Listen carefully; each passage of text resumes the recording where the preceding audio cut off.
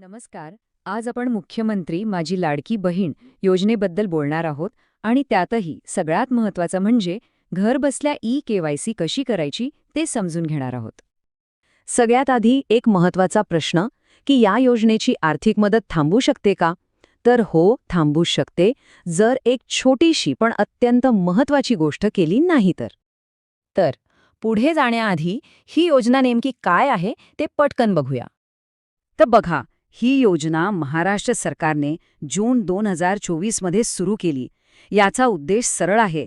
पात्र महिलांना आर्थिकदृष्ट्या स्वावलंबी बनवण्यासाठी दर महिन्याला काही आर्थिक मदत देणं. पण आता ही मदत पुढे चालू राहावी यासाठी एक नवीन अट घालण्यात आली. पण मग प्रश्न हा आहे की हे ई-केवायसी प्रकरण अचानक इतकं महत्त्वाचं का झालंय? यामागचं कारण खूप सोपं आणि स्पष्ट आहे. जर ई-केवायसी पूर्ण असेल तर मदत मिळत राहील, पण जर ती अपूर्ण असेल तर मिळणारे पैसे थांबू शकतात. इतकं सरळ आहे हे. ओके, मग आता सगळ्यात महत्त्वाचं, ही प्रक्रिया मोबाईलवरूनच कशी करायची? चला एक एक करून सगळे टप्पे समजून घेऊया. सगळ्यात पहिली आणि महत्त्वाची पायरी, आपल्याला जायचं आहे सरकारच्या अधिकृत वेबसाईटवर. पत्ता लक्षात ठेवा, ladakibaheen.maharashtra.gov.in. दुसरी कुठलीही वेबसाईट वापरायची नाहीये. तर बघा, यात एकूण 4 मुख्य पायऱ्या आहेत. पहिली, वेबसाईटवर जाऊन ई-केवायसी लिंकवर क्लिक करायचं. दुसरी, आधार नंबर आणि समोर दिसणारा कोड म्हणजे कॅप्चा टाकायचा. तिसरी, आधार वापरण्यासाठी आपली संमती द्यायची. आणि चौथी, आधारशी लिंक असलेल्या मोबाईल नंबरवर आलेला OTP टाकायचा. सोपं आहे की नाही? वेबसाईट उघडल्यावर तुम्हाला असं होम पेज दिसेल. इथेच ई-केवायसी प्रक्रिया सुरू करण्यासाठी एक बटन आहे, त्यावर क्लिक करायचं आहे. आता पुढच्या पेजवर लाभार्थीचा आधार नंबर आणि स्क्रीनवर जो कोड दिसतोय तो व्यवस्थित बघून टाकायचा आहे. यात चूक करायची नाही. ही माहिती भरून झाली की पुढे जाण्याआधी एक छोटीशी पण महत्त्वाची गोष्ट करायची आहे. मी सहमत आहे या पर्यायावर टिक करून आधार वापरण्याची परवानगी द्यायची आहे.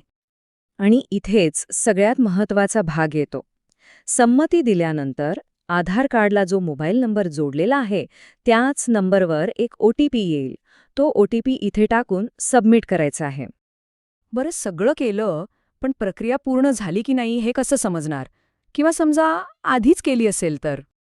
जर ई-केवायसी आधीच पूर्ण झाली असेल तर स्क्रीनवर स्पष्टपणे ई-केवायसी आधीच पूर्ण झाली आहे असा मेसेज दिसेल. म्हणजे आपलं काम झालंय. पण समजा असा मेसेज नाही आला किंवा काही अडचण आली तर काय करायचं?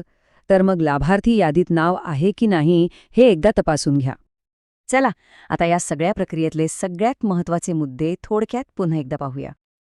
बघा, 2 गोष्टी खूप गरजेच्या आहेत.